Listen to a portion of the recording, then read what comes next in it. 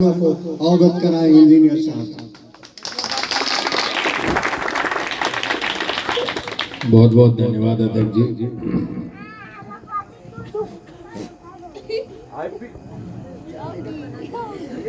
Engineer IP Gupta, engineer IP Gupta, Pal समाज, पाल समाज, पाल समाज। बहुत बहुत धन्यवाद। बिना समय गंवाए हुए, क्योंकि अभी एक दो जगह और जाना है, सुबह 10 बजे से हम लोग चल रहे हैं। मैं तो रात को 4 बजे भी चलता रहूँगा, मैं थकता नहीं। इसलिए नहीं थकता कि राजमिस्त्री का बेटा हूँ, जिंदगी भर संघर्ष ही करता रहा।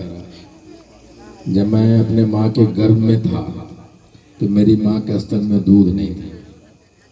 पैदा हुआ तो मेरे बगल में मुशहरों की बस्ती थी, वहाँ एक चाची रहा करती थी मुशरनी, तो वो आके दूध पिलाई मुझे। यानी आधा पान आधा मुशर है।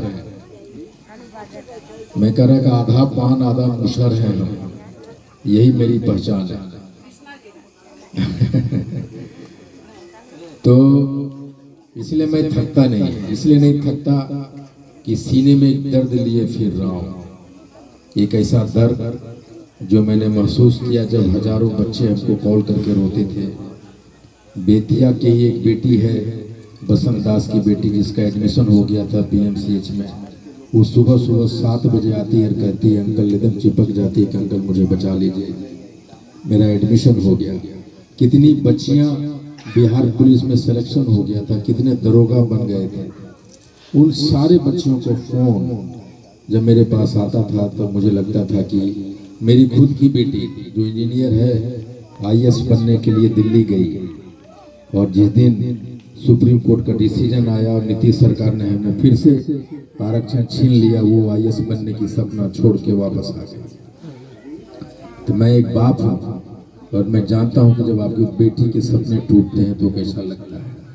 एक बहन जब अपने भाई को निराश देखती है तो उसको क्या लगता है। ऐसे पता नहीं कितने माँ होंगे, कितने बाप होंगे जिसके सपने टूटे।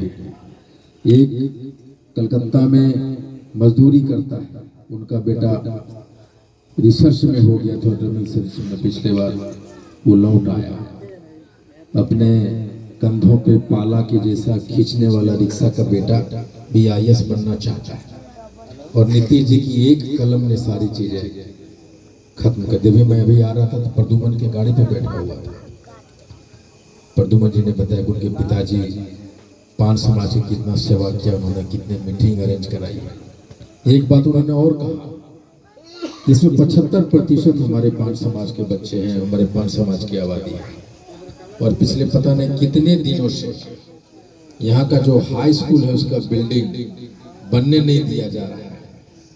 हम 75% पान समाज के आबादी वाले गांव में जो जहां हमारे बच्चों की पढ़ाई लिखाई होगी उसको स्कूल को निर्माण नहीं होने दिया जा रहा है। लेकिन आज मैं इस मंच पर कह के जाता हूं कि पहली लड़ाई हमारा इसी गांव से है, और वो स्कूल का बिल्डिंग हम बनवा के दिखाएंगे।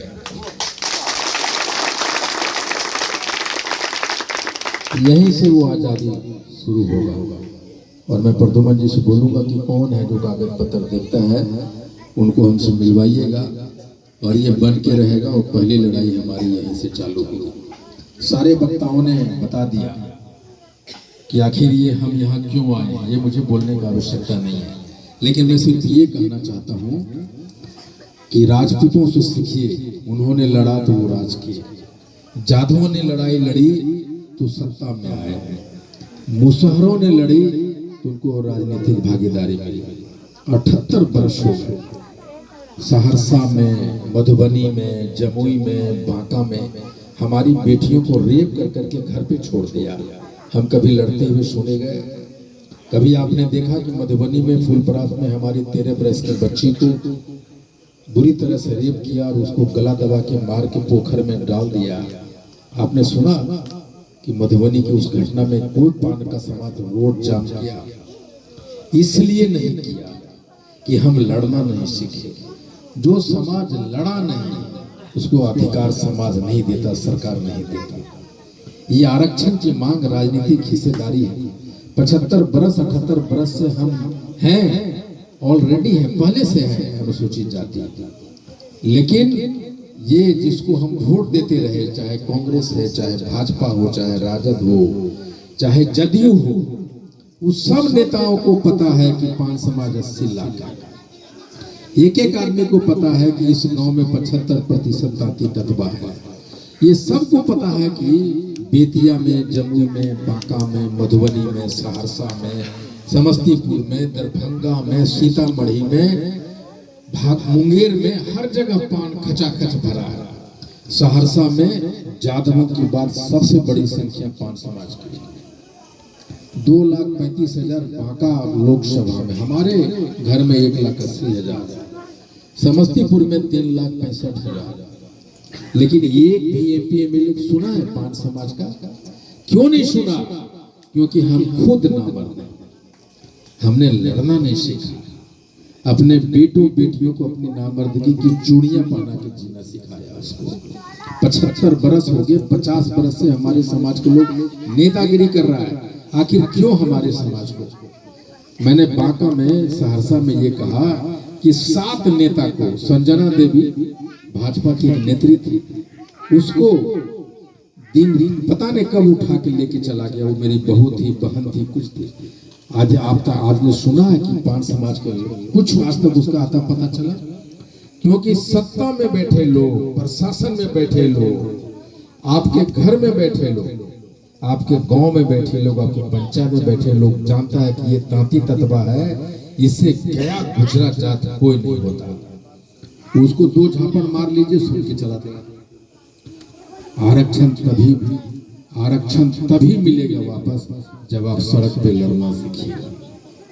हाँ को रथ हम पान है, सिर्फ आरक्षण वापसी की लड़ाई नहीं है। आरक्षण तो हमें लेके रहेंगे सड़कों पे चढ़ चढ़। ये हम सर उठा के जीने की भी एक लड़ाई है। ये लड़ाई है अपना सब कुछ मिटा देने की लड़ाई है। ये लड़ाई है कि आप सड़क पे आना सीखिए, लड़ना सीखिए। जो आपको एक आंख दिखाए उसकी आंख निकाल लीजिए, उसकी लड़ाई है। हमारे लोग भी एमपी एमएलए बने। हमारा भी बेतिया से, चनपटिया से एमएलए हो, बेतिया से एमएलए, और वो बैठे विधानसभा में जाए और मुख्यमंत्री से कहे कि आप जो कानून बना रहे हैं उसमें कानून में पान समाज का हक की क्या बात है, वो हमको दिखाइए। उसकी भी लड़ाई है। ये लड़ाई लोकसभा जाने की भी है कि जहां से देश का कानून बनता है। हमारे लिए क्या बना रहे हो भाई?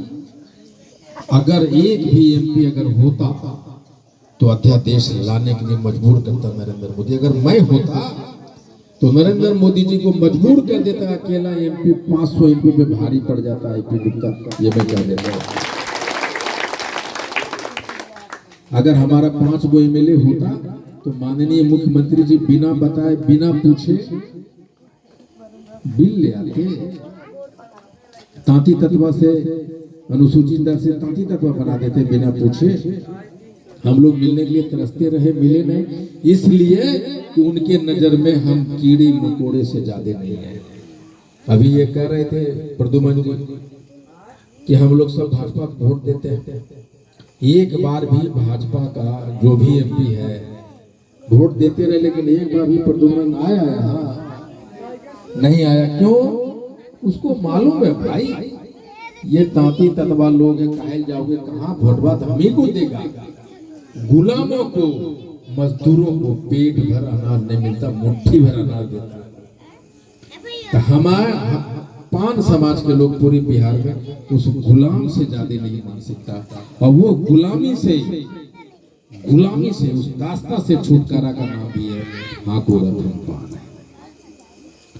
और उसका एक ही तरीका है, लड़ने के लिए एक ही तरीका है। जो लड़ा नहीं वो जिया का।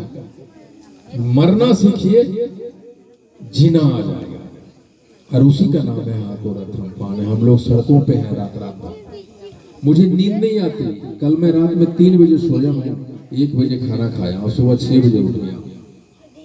और 24 घंटा मैंने अपना फोन स्विच ऑफ करके रखा है। मेरी पत्नी पता नहीं कितनी कॉल किया है। मेरी बेटी को पासपोर्ट बनना है, उसका एक एप्लीकेशन साइन करके मुझे भेजना था, वो मैं नहीं कर सका, डर से फोन को स्विच ऑफ किया। पता नहीं जब खोलूंगा तो पता नहीं क्या कहेंगे, लेकिन एक सीने में दर्द है, एक आग है, उसको लिए दौड़ रहा हूँ। और वो दर्द हर लोगों के मैं देखना चाहता हूँ। ये रात के 12 बजे और आईपी गुप्ता जब यहाँ से जाता है तो अपना दर्द आपके सीने में छोड़ जाता है, तभी मेरी सफलता होती है, तभी ये लड़ाई जीतेंगे।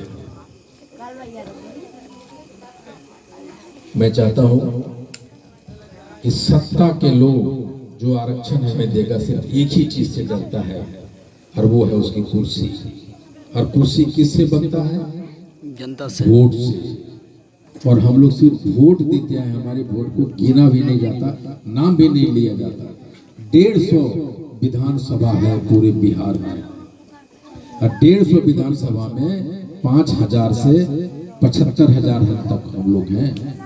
और आजकल एक नया पार्टी बना, वो नया पार्टी नहीं, ये दल नहीं, सारे लोगों के, सारे दलों के लिए दलदल है। और उस दलदल में पान समाज एक बड़ा रोल निभाने जा रहा है। हम 5-5 हजार का भी वोट खिसका दिए इधर से उधर तो 55 सीट पे खेला बिगाड़ देंगे, और जिसको पान समाज चाहेगा वही मुख्यमंत्री बनेगा। ये हाथों रथ हम पान जब खत्म होगा तो मैं निश्चित कर देता हूं कि 50 सीट पे खेला बिगाड़ने की क्षमता पूरे पान समाज को हो जाएगी। और वो जो हम लोग मीटिंग कर रहे हैं ना रात में यहाँ वहाँ, नीतीश कुमार जी सीआईडी रखते हैं हर एक जिला में, उनको पता, रोज पता चल रहा है कि आईपी गुप्ता क्या क्या कर रहे हैं, शिवालक मतों में क्या कर रहे हैं।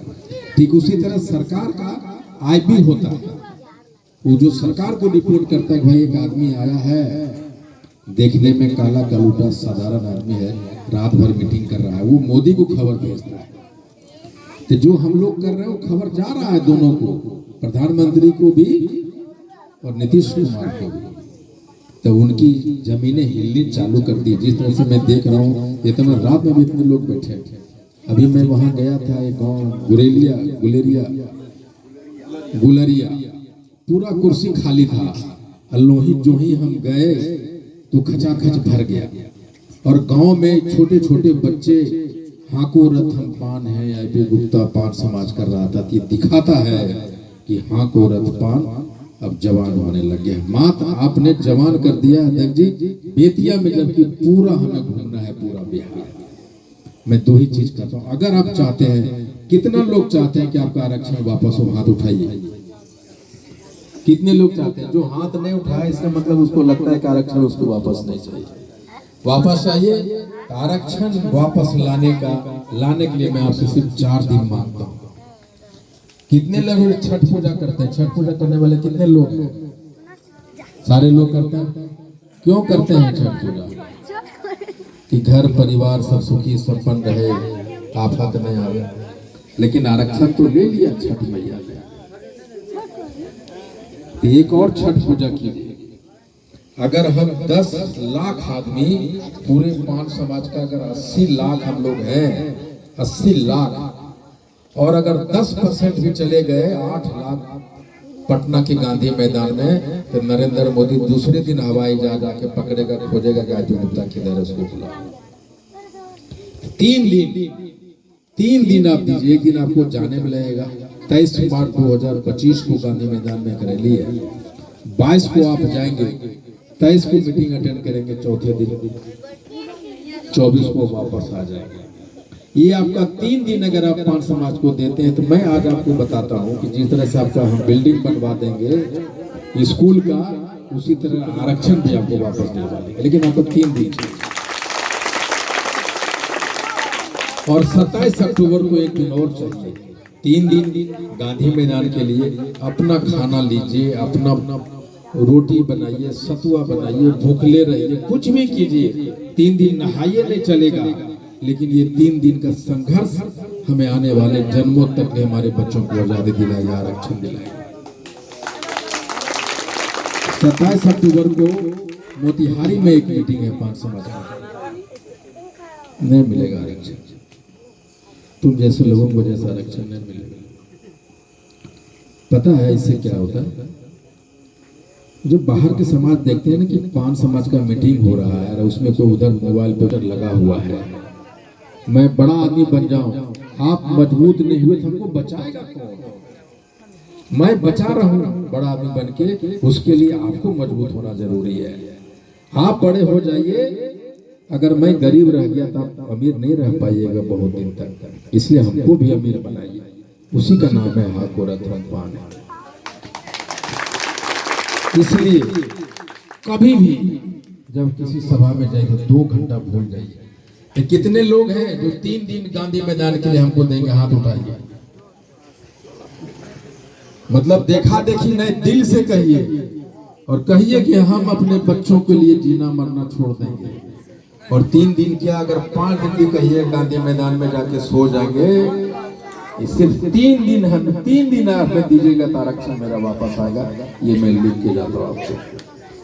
बहुत बहुत धन्यवाद। Thank you very much.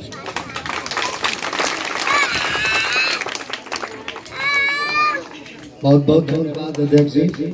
आप लोगों ने अध्यक्ष